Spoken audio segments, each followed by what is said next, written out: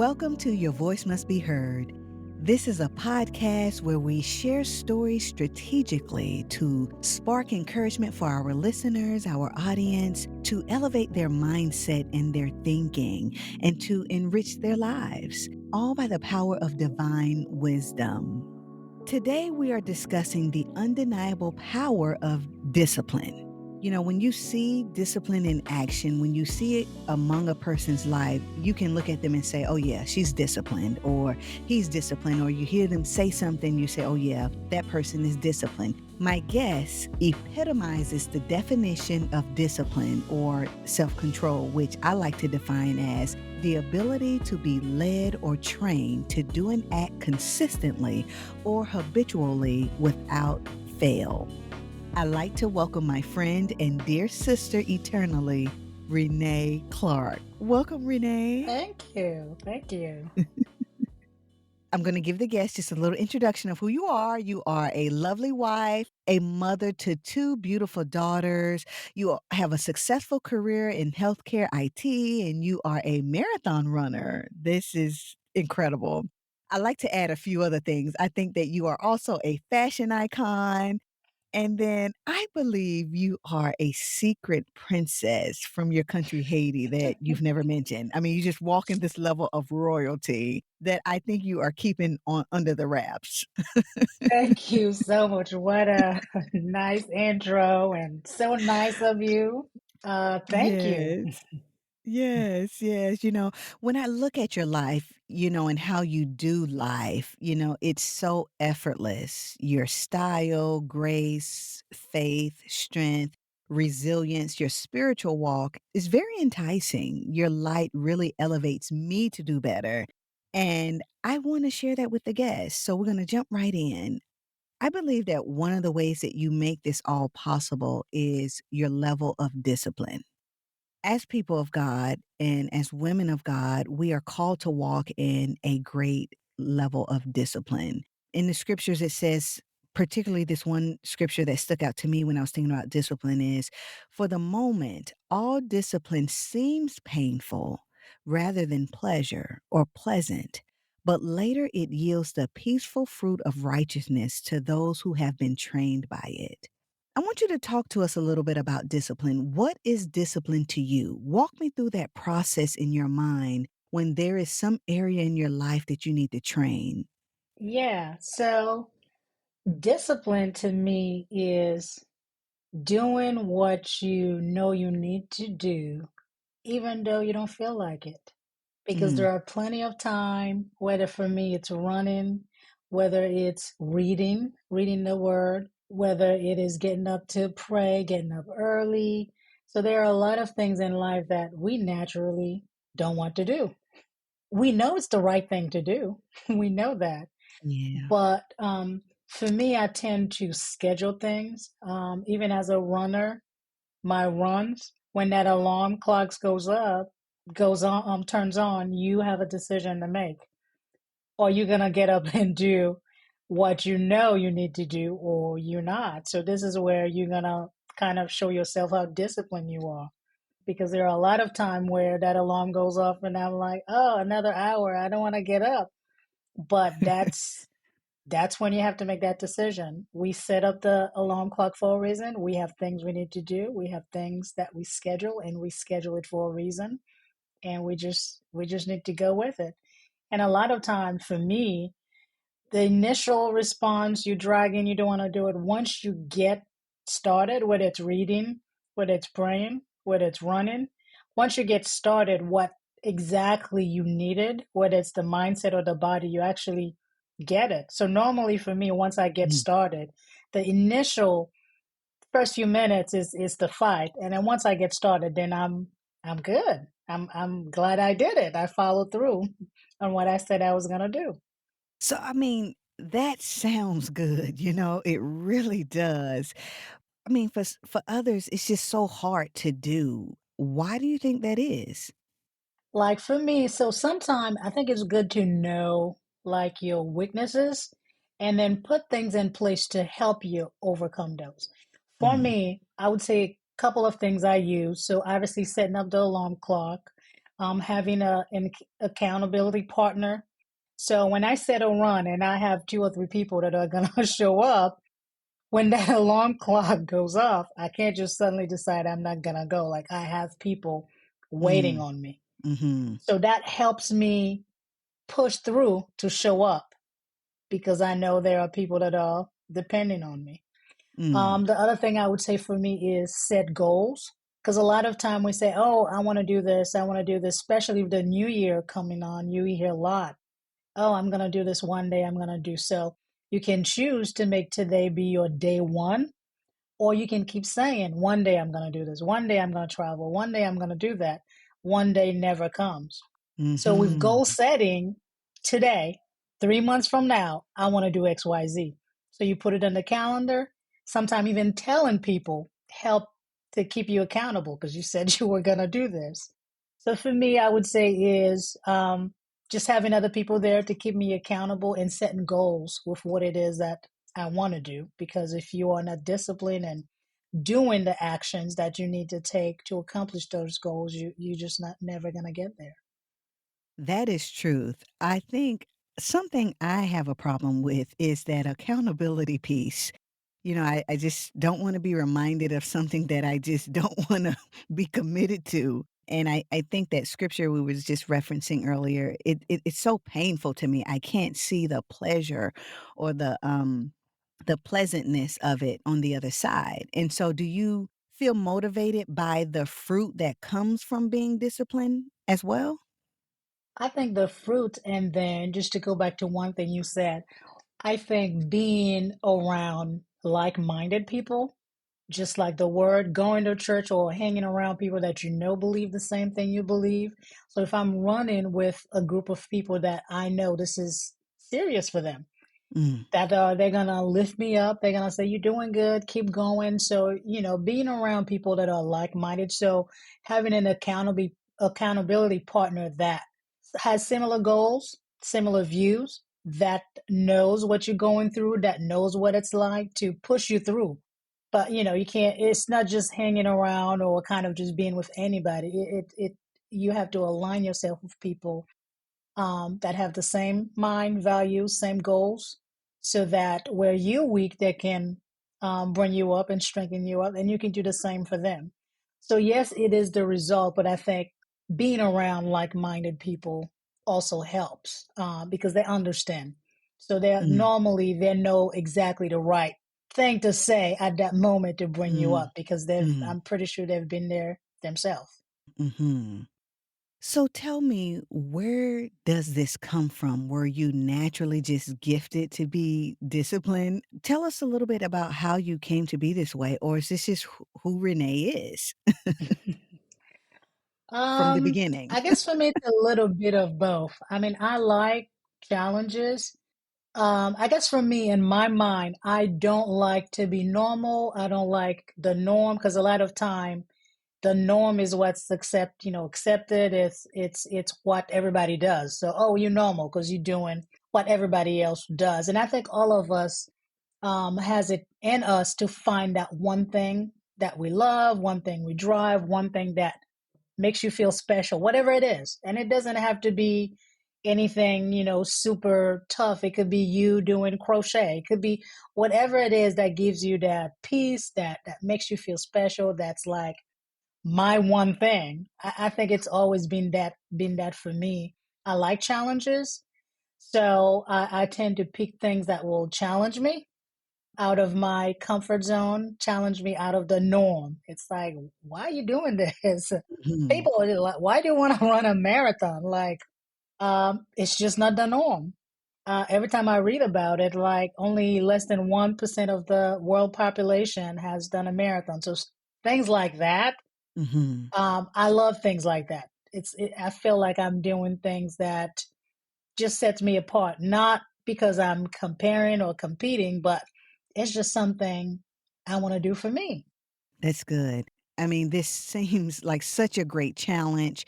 This is not your career. This is a hobby or a pastime that you do, like you just said, finding that one thing for you. How did you get into marathon running? What type of fulfillment do you get? And walk us through being out there. So a lot of the running, I mean, I'll kind of go back and tell you how it got started for me, but I compare the running that I do with my walk with the Lord. I mean, even when you in a race, it's kind of the same thing. You have the ups and downs. You want to Yes. quit, it gets hard, but you know, if you keep pushing, there's that finish line, and then you'll have your prize, your Yes. medal. But just to kind of go back to talk about how it started for me. So in my marriage, Kevin and I, we have this thing because we used to run together, but running for me was like my me time. A lot of time it was me walking really, kind of my mind is quiet. I can really think through what's going on with me, what's happening next week. It's kind of like it was a good way for me to summarize my week and kind of what's coming up next week. Mm, And then, it went from walking to running. First, it was a few miles. So I did a few 5Ks and 10Ks with my husband. And then I wanted to keep going. So we went from 10Ks to half marathons. And I don't know, it's something about me where I just like to push myself. And from half marathons, I did a few half marathons because once you do something over and over, it gets easy. You really start to question yourself. Can you do more? Can you push harder? And mhm. that's where marathons came about. And then I did one, and I'm pretty sure like every runner, you while you out there running, you're thinking, what am I doing? Why did I sign up for this? But again, I compare it to my walk with the Lord. You have high and lows. You have times where you feel like I am God's favorite child, like He is right there every second.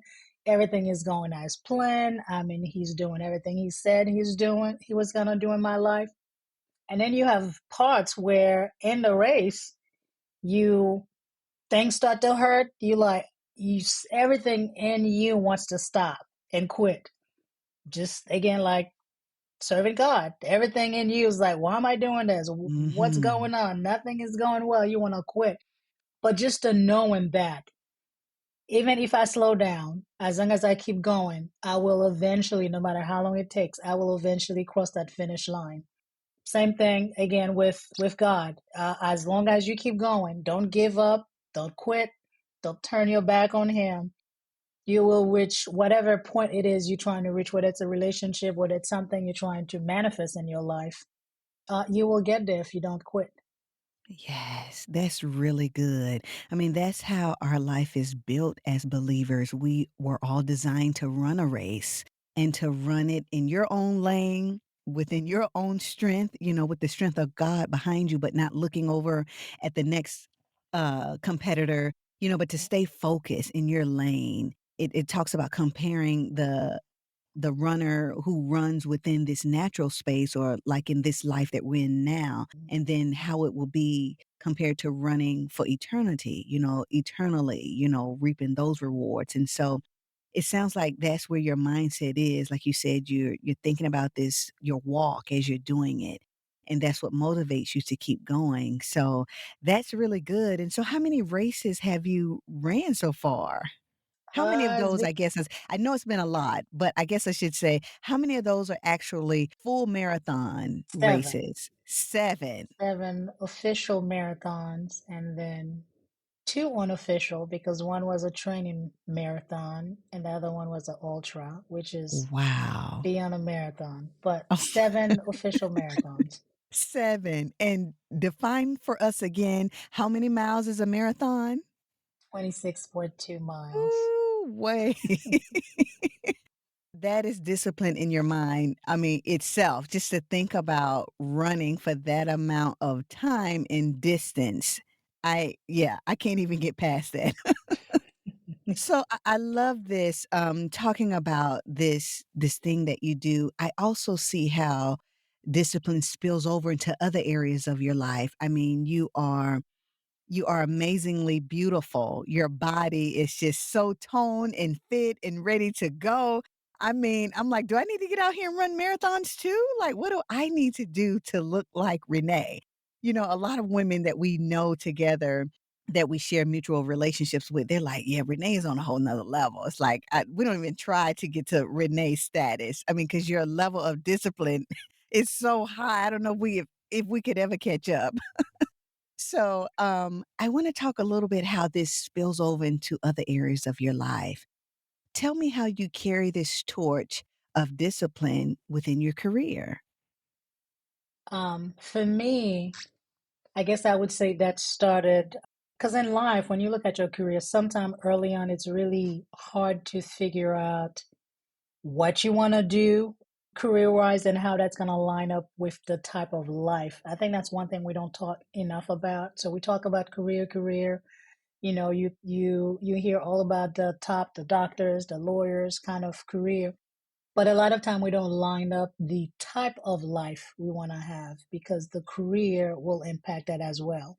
Mm, Um, so the first half of my career, I did a lot of traveling for work, which in turn allowed me to travel personally a lot because a lot of these work trip will turn into extended personal trip. mhm. So I traveled a lot with my husband. So one thing that did was show us different views, different things about life that you normally wouldn't think about if you're not outside of your current environment. Because we Mhm. used to what we do every day, what we see and hear every day. But once you put into a different environment, you see how people live and think differently. It just gives you an opportunity to think about different things. Yes. So, I mean, at the beginning of my career was it was the same like everybody else. I'm gonna go to college. I'm gonna get a job. You know, you're gonna work hard. You're gonna get promoted, and then that's it. You're gonna, go up the Mhm. ladder, get promoted. That's your career. That's what you do. So, at some point, and I don't know how many years into my career that changed, where my focus wasn't necessarily going up the ladder or getting promotions and sticking to the one career, but it was more so how can I make myself valuable to my employer to where I get to call some of the shots because Mm. in most cases the employers call the shots. It's like because in their mind when they think you replaceable, then yeah, they do get to call a lot of shots as far as scheduling and pay and increase and all of that. So that was really my goal, I guess, midway through my career was okay, how can I make myself valuable to where it's hard to say, oh, Renee's gotta go, or we're gonna replace Renee, Yeah. which is kind of what I did. So I mean one of my strategy was for whatever job I had was to learn as much as I could. So that meant a lot of reading, a lot of researching, and kind of on my own time, so that it doesn't take 10 years later to where I'm fully like senior, know everything, but it's more like 6 months. I Mm. know everything, and it's like every department. I know what my job is. I know what everybody else's job is. I know what the other departments. Kind of being an asset, not necessarily promotion, doing exactly what they want me to do, going over the top, but increasing my knowledge to where I was an asset. Mm. So I did a lot of years of consulting, and of course, consulting can go two ways. It could be the a lot of traveling that they tell you what the hourly rate is, and that's what it is. It's a 6 month contract, and when that's done, you have to look for something else. That probably only lasted maybe the first year of my career. After that, I've most of the time been in a position to where I was able to participate in the decisions for my career. As far as, okay, if you want me to stay on board for a particular project, this is the rate that I would like. The other part that helped also is financially being in a position where you can make the call without fear. Because the other side of that is they could say no to what it is that you want, being prepared for that. So if you're in a financial situation that allows that if I do get a no, it's okay. The world is not going to fall apart. We'll be fine. You know. So that also played a factor was being financially stable to where I could, without fear, say what it is that I wanted, and whether I get a yes or a no, be okay with it. So I think that help. And I mean, for years now, that's pretty much how my contracts have been. They'll normally ask me, how long do you want the contract to be for versus, oh, it's 3 or 6 months. So they'll ask me a lot of things about my contract, about the hours. So I'll say, yeah, no weekends, or these are the days I could do, or if they want to do meetings, I will say, yep, I can't do it after that time. Which, to kind of follow the pathway, the next part of that is obviously that gives me a lot of freedom to spend time with my family. So the kids, if they have things at school, I can block my calendar and say I'm not available. If I need to go to their school to attend something, I can do that and not be stressed where, it's a 9 to 5, or I got to go in the office, I got to do that. And I have to bring God into this as well, because He seemed to bring the opportunities. Because sometimes we don't see it. Mhm. Bring the opportunities that lines up with that, Yes. to where it's not. I'm not working with clients where they are strict on time, or we only need you for, you have to be available this time. I normally can come in and say, I can't do those hours, and they're normally fine with it. Mm. It's not like strict where, oh, if you can't do that, then we're not gonna hire you. So to tie it in all together. So they have to kind of balance out. Am I a big enough of an asset to where they can work with my demands? So a lot of time, we meet halfway, but a lot of time, do they want my skill set, or do they want to take a chance on somebody else that they may not get all the skill set they want? That is so good. I mean, that's domination in the career force. You said a lot there that provided so much value as you're talking about value and asset. We don't think about that. We do think about, getting into these careers and pretty much just doing what we've been told to do. Well, I'm performing well at the job, and punching out, and that's it.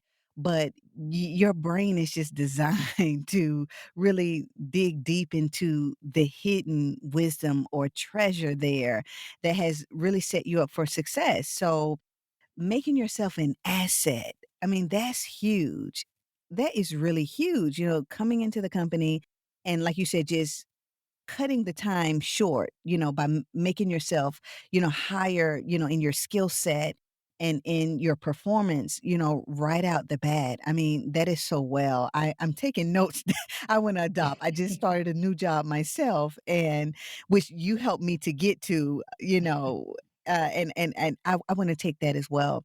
And then, like you said, not leaving God out of it. Like you said, he just seems to orchestrate you getting into the right positions. Is that due to you, inquiring of him in your prayer time about it, like taking your career to him? Tell us more about that when you say, putting God in it, allowing him to kinda shape your career for you. Like for me, when I pray to God, I don't necessarily say this is the type of job, this is the type of. I'm more so, whatever it is, you know what's in my heart, the family, kind of the family environment we have, the freedom we love in our time, and not being tied up, 9 to 5, going to the office, and then we don't get back home, and it's dinner. Mhm. And so my prayer is normally that He'll bring the right job, the right company my way. So even when, I mean, there has been a few times where I've looked for opportunities, and I could tell you there are so many opportunities where I felt like, man, I really want that job. It was perfect. And it falls through, not because of anything, normally a lot of the fall throughs is, oh, we're going to put it on hold. We'll do it in a few months, and with that pause, then I normally get exactly what I need. And then Mm. you always look back, it's like, man, if I would have, because it's easy when you already have a job to turn down something else Mhm. that comes up, or you don't even look, you don't even investigate.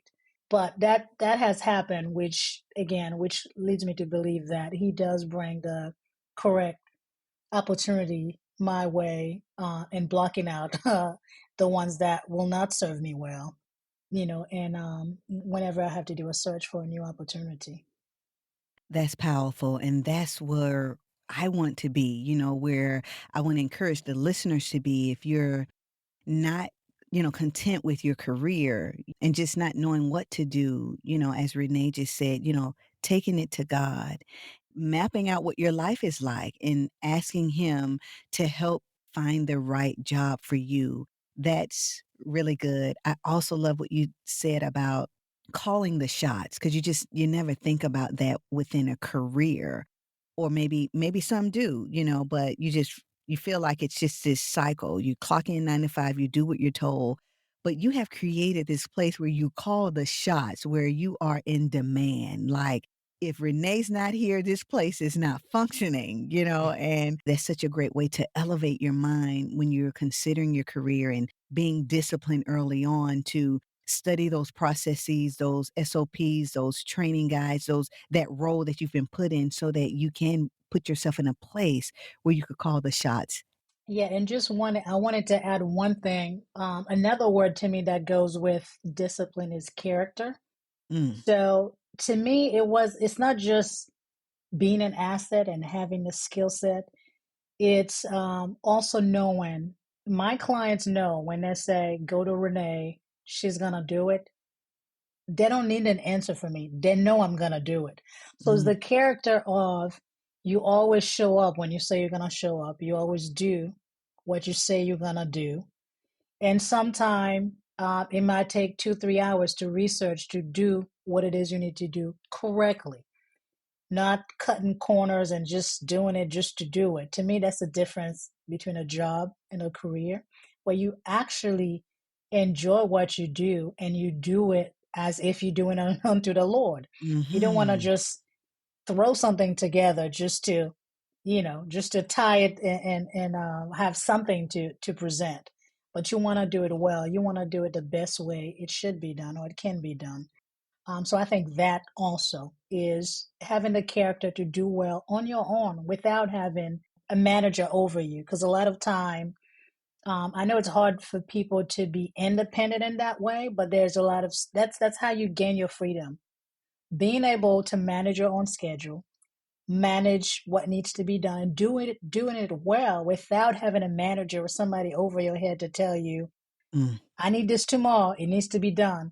So if you're working on a project, you know that it's going to take me 2 weeks. Don't lag on it, and 2 months later you're finally getting it done. You know this is only taking 2 weeks. Get it done in 2 weeks without mm, anybody having to tell you.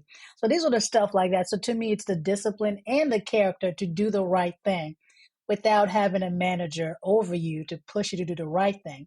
That's when how you will gain your freedom because they trust you. They know they say they're gonna do it, they're gonna do it. So I don't need them to log into the computer and show me they're online from 9 to 5. I know they're gonna do what they say they're gonna mhm. do. Yes. And good character carries you a long way. I mean, the word talks about that, about a good name is better than riches. It is riches, and so when you hear the name Renee within the healthcare IT industry, as a consultant going these different places, people, when they hear that, they can hear a woman of character, a woman of great discipline, a woman that's a game changer, a shaker, a mover, and that's very rewarding, and so it makes the ideal of discipline actually fun or free, as you said. Yeah. So, would you say in your life that you have missed out on just doing things just any old kind of way, or you really believe that discipline has just brought you great fruit and reward? I think it has definitely given me a lot of great and positive results. Just to kind of balance it out, I will say also, so you can be disciplined so much that you don't get to enjoy your results. Mm, So, and me being disciplined, for example, if I run a race and you put in the training, I will take a few weeks off and enjoy the result. But it's not being disciplined 24/7. So you have to give yourself some time to enjoy what it is you've worked hard for. yeah. Example might be taking a vacation. You've worked hard for the past 3 months. It's okay to just relax, turn off the computer or put the phone away and take a break and reset, so that you're ready for the next page or the next challenge that you wanna take on. So yeah, so I definitely enjoy the result, but again, taking time to really enjoy the result helps. It's not going, going, going, going. You do need that downtime to enjoy the hard work that you've been putting in. What advice would you like to give to the listeners about who needs to start a life of discipline? One thing I would say with even in our when I run with other runners, one thing we always say to each other is run your race. So it's easy to say, "Oh, I want to drop 10 size, down like this person did it." Or I want to save this amount of money. I want to So you really want to look at yourself and not look at other people. You need to look at yourself and say, what is it that you want? Or what would it take for me to get over this barrier or this challenge? It could be weight loss. It could be discipline and getting up early. It could be watching what you eat. It could be, I want to travel more, whatever it is. So if you look at yourself, not what everybody else is doing, what is it that I can do in moderation? Because we tend to just want to snap our fingers and have it happen in three Mhm. Yeah. months or Yeah. so. For example, and I can use an example. If you say by summer, I want to travel to a place, you pick a place. So then you need to ask yourself, what is it going to take for me to make that happen in 6 months? Is it saving the money? Is it taking time off from work ahead of time? Is it planning the trip out or whatever it's gonna take for you to achieve that? You start working on that. And when you look at 6 months, it doesn't mean you're just gonna go and buy tickets and do all of that right away. It's a little bit. Maybe you need to save some money. So you need to decide, okay, how much do I need to put away every month to reach that goal? So I think that's kind of what I would say is set your goal based on what it is you can do. And I can use a similar example for working out. Somebody else might be able to work out an hour and a half a day, but you only have 15 minutes. Set your goals around the 15 minutes you have. It could be 5 minutes. That's better than nothing. So a lot of time we think, oh, if I don't have an hour and a half, why I might as well just not do it because I think the hour and a half is what I need to do to get to the result. It's almost like the one day and day one I mentioned earlier. Yeah. If you keep saying one day I'm gonna have an hour and a half to work out, or one day I'll be able to travel, it never comes. Just make today the first day you start planning towards whatever it is you want to achieve. And remember, anything, something is better than nothing. Yes, yes. Well, I am a living witness to this woman's words. I mean, just 2 months ago, I was on a health challenge myself to lose weight and to really get myself back into the shape that I needed to be. And just her words would echo in my ear. She was like my accountability partner in person and in my spirit to encourage me to do it. And I did it. And it was in half the time, we're talking about 15, 20 pounds I needed to lose. Just listening to her advice and building my own goals and plans and not waiting till tomorrow, but starting today. It was like in the middle of the month. My birthday was right around the corner. Thanksgiving was right around the corner. I said, you know what? I'm not waiting another day or waiting after this moment or this celebration or this holiday. I'm starting today. And I am happy to see the fruit of my discipline by following the words of this woman here. So I want to thank you so much, Renee, for your time. Tell the people where can they find you and follow you and just see your life of liberty through your discipline from the races that you share on social media to your lovely family and excursions that you all go on together. I am mostly on Facebook, and I'm not Okay. sure if they can follow me because I'm not on Instagram. But yeah, if you look up my name, Renee Clark, in Kennesaw, Georgia, on Facebook, you will see my profile there. And yeah, I do post probably mostly most of my races are posted there. And then some of the trips that we do, I will post on that page. Awesome. Well, I encourage you all to follow Renee Clark on Facebook, and we'll put that link that in the show notes for you. Get encouraged, get elevated, and enriched by this powerful woman. Is there anything else you want to share with the audience today, Renee? Yeah, the one last thing I would say, every day you wake up could be that day one. It doesn't have to be January 1st. It doesn't have to be June, July. Every day could be your day one. You just have to make that decision. Thank you so much for listening to this episode of Your Voice Must Be Heard podcast. I hope the story you heard inspired and motivated you to take action for transformation in some aspect of your life. I would love it if you send an email with questions, share your enlightening moment, or profound wisdom you may have. You can also connect with me on Instagram at Your Voice Must Be Heard podcast.